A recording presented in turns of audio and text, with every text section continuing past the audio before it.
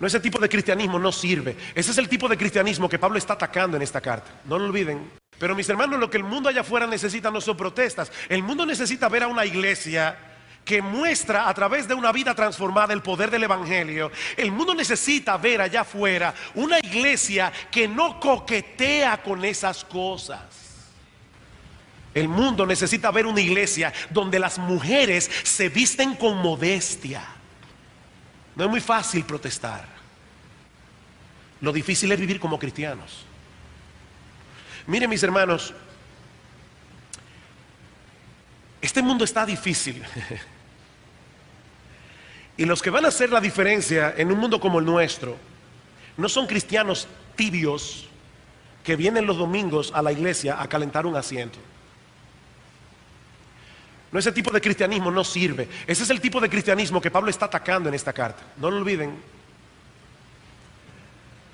Ese es el tipo de cristianismo que Pablo está evidenciando aquí. Ese tipo de cristiano que vive enarbolando la bandera de sus derechos, la bandera de su libertad, pero no están dispuestos a ejercer el dominio propio, a poner un límite a sus apetitos, a sus inclinaciones, por amor a Dios, por amor a la iglesia, por amor al mundo y por amor a su alma. Ese tipo de cristianismo no hará la diferencia.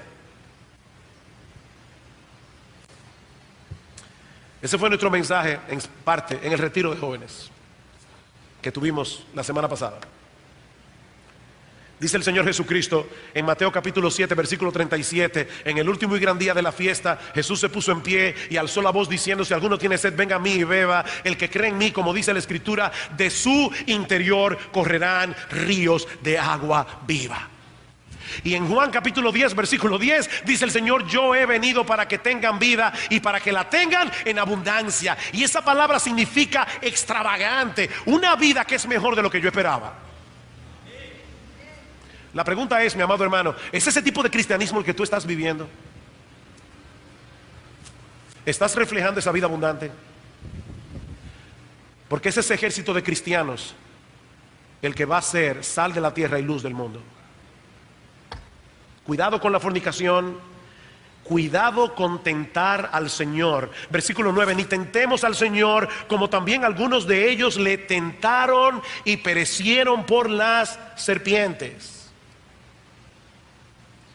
¿Cuántas veces el pueblo de Israel en el desierto probó la paciencia del Señor? ¿Ustedes han visto esos muchachos que prueban a sus padres? Esos muchachos que tratan de ver hasta dónde, qué tan lejos pueden llegar en la desobediencia sin ser disciplinados. Hay cristianos que son así. Ellos comienzan a acercarse al mundo, nada pasa. Se acercan al mundo, nada pasa.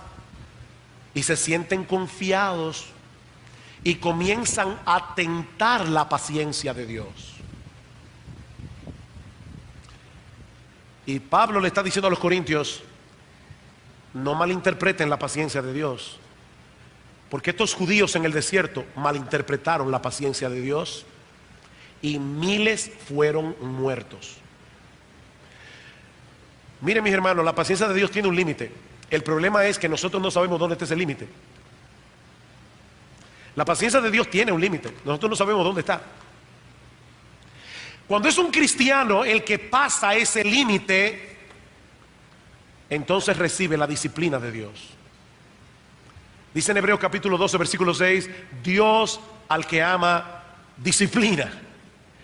Y ahora escuchen esta palabra: y azota a todo aquel que recibe por hijo. Azota.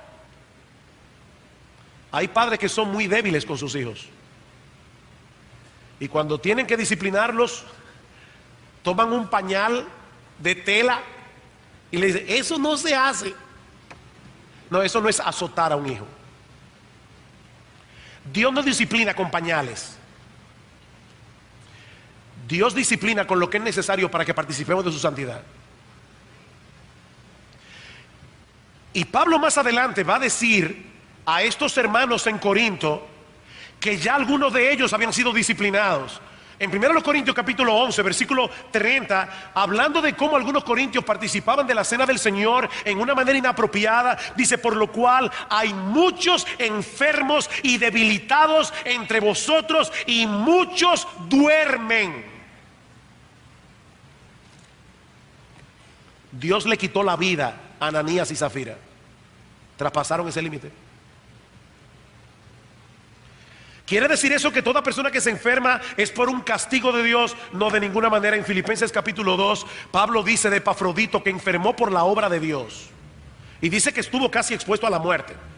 Y al mismo Timoteo tiene que decirle: Timoteo, usa un poco de vino por causa de tu estómago y de tus frecuentes enfermedades. No, no toda persona que se enferme es por un castigo de Dios. Pero mis amados hermanos, esa realidad no elimina la enseñanza bíblica de que Dios muchas veces enferma como disciplina.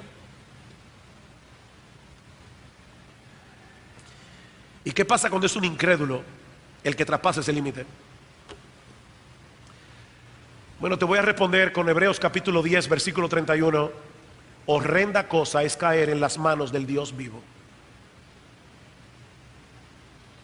Hay personas que escuchan el Evangelio, saben que la Biblia es la palabra de Dios, saben que es la verdad, pero están probando la paciencia de Dios. Hasta un día. Hay un día en que una persona sin saberlo cruza una raya.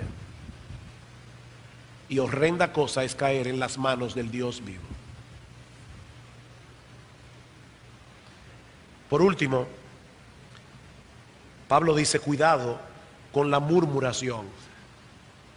Cuidado con la murmuración. Versículo 10. Ni murmuréis, como algunos de ellos murmuraron y perecieron por el destructor. Después de la rebelión de Coré, Datán y Abiram, y aparentemente Pablo está haciendo referencia a esa escena, dice que al día siguiente, Números 16, toda la congregación de los hijos de Israel murmuró contra Moisés y Aarón, diciendo: vosotros habéis dado muerte al pueblo de Jehová. Murmuraron contra Moisés. Y dice que perecieron por el destructor. Así como decíamos de la codicia, mis amados hermanos, muchos cristianos toman la murmuración como un pecado ligero. Dios no lo toma a la ligera. Dios no lo toma a la ligera. Porque Dios sabe que la codicia es altamente nociva, la murmuración, perdón, es altamente venenosa y profundamente ofensiva a Dios. Cuando tú te quejas, tú estás poniendo en dudas la bondad, el amor, la sabiduría de Dios. No, pastor, usted no me está entendiendo. Yo no me quejo de Dios, yo me quejo de mi marido, o de mi esposa, o de los hermanos de la iglesia. O pastor, de quien yo me quejo es de ustedes, los pastores de la iglesia, y de los diáconos. No es de Dios. Mi amado hermano, mi amada hermana, no te engañes a ti mismo. ¿Quién controla tus circunstancias? ¿Quién controla a tu marido, a tu esposa, a los pastores, a los diáconos y al mundo entero? Es Dios. Cuando tú te quejas de tus circunstancias, tú te estás quejando del Dios que las gobierna. Te estás quejando de Dios. Y para Dios eso es altamente ofensivo. Era Dios que había puesto a Moisés y Aarón como líderes en el pueblo. Y estos israelitas no tuvieron reparos en murmurar contra ellos, y Dios lo tomó a título personal. Ahora, no pierdan de vista algo, hermanos. Tan pecaminoso es murmurar como prestar oído a la murmuración. Las dos cosas son igualmente pecaminosas. Yo no voy a hacer este ejercicio hoy aquí de ninguna manera, pero yo estoy seguro que si yo pidiera en este momento a todos los miembros de Iglesia Bíblica del Señor Jesucristo que levantaran su mano, todos los que quisieran tener una iglesia libre de murmuración, yo creo que todos levantarían la mano. Dudo mucho que un cristiano diga: no, a mí me fascina una iglesia llena de chisme. No, yo lo dudo. Todos levantarían la mano. Ok, ya que tú levantarías la mano y tú quisieras tener una iglesia libre de murmuración, déjame decirte que eso es posible. Solo tienes que hacer dos cosas. Una, deja de murmurar. Deja de murmurar. Deja de quejarte de personas que no están allí. Tú tienes una queja con un hermano, tienes dos alternativas: o se la dices al hermano o le pones un manto de amor. Ahora, yo le decía a una persona en estos días, echarle un manto de amor a una ofensa no es tan fácil. Cuando yo era muchacho, a mí me encantaba leer a Gustavo Adolfo Bécquer. Yo no puedo entender cómo es que un hombre que podía escribir poesías tan hermosas. ¿Qué es poesía? Me preguntas cuando clavas tu pupila en mi pupila azul. ¿Qué es poesía? Y tú me lo preguntas, poesía eres tú. ¿Cómo un individuo que podía escribir versos así escribía cuentos tan terroríficos? Yo no sé cuántos de ustedes han leído los cuentos de Bécquer, pero yo los leía cuando era inconverso y dormía con los pies agarrados de noche.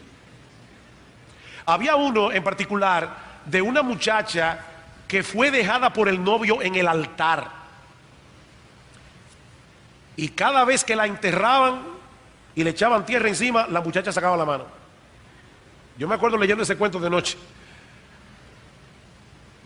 ¿Sabes una cosa? Las ofensas, cuando tú las entierras, tratan de sacar la mano. Ellos después se dieron cuenta finalmente que lo que la muchacha quería era que el novio le pusiera el anillo de compromiso. Desde que le puso el anillo de compromiso al cadáver, bajó la mano y se quedó enterrada. Cuando tú dices, yo voy a tirarle un manto de amor, tú tienes que saber que tú estás entrando en una batalla en tu corazón, porque el diablo tratará por todos los medios posibles de traer a tu memoria esa ofensa una y otra vez, y tú vas a tener que decirte a ti mismo una y otra vez: yo le eché un manto de amor. Lo que ese cristiano me hizo, lo que ese hermano de la iglesia me hizo, esa ofensa ya fue pagada por Cristo en la cruz del Calvario. Entiérralo.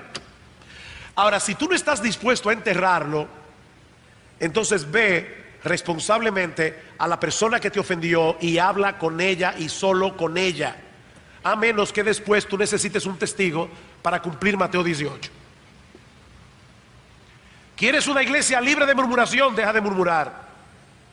Ahora, eso no es suficiente. ¿Quieres una iglesia libre de murmuración? Cada vez que un hermano de la iglesia se queja delante de ti de otro hermano, sea cualquiera, un hermano, un pastor, un diácono, quien sea, mi amado hermano, mi amada hermana, si alguien se queja de otro hermano de la iglesia delante de ti, tú le tienes que decir: mi amado hermano, mi amada hermana, es obvio que tú tienes un problema en tu corazón con esa persona. Yo te voy a dar un tiempo prudente puede ser una semana. Yo te voy a dar un tiempo prudente para que tú hables con esa persona. Si tú no lo haces, yo quiero que tú sepas que responsablemente yo voy a ir y le voy a decir: fulano o fulana tiene un problema contigo. Y yo te aseguro que esa persona jamás volverá a murmurar delante de ti.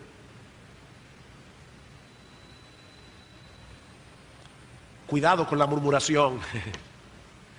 Ese es un pecado altamente divisivo. Es un pecado altamente ofensivo a los ojos de Dios. Dice la Biblia que hay 6 cosas que odia el Señor, y una de ellas es el que siembra discordia entre hermanos. Dios abomina eso. A Dios le repugna la murmuración. He aquí 5 advertencias. Cuidado con la codicia, cuidado con la idolatría, cuidado con la fornicación, cuidado con tentar al Señor, cuidado con la murmuración.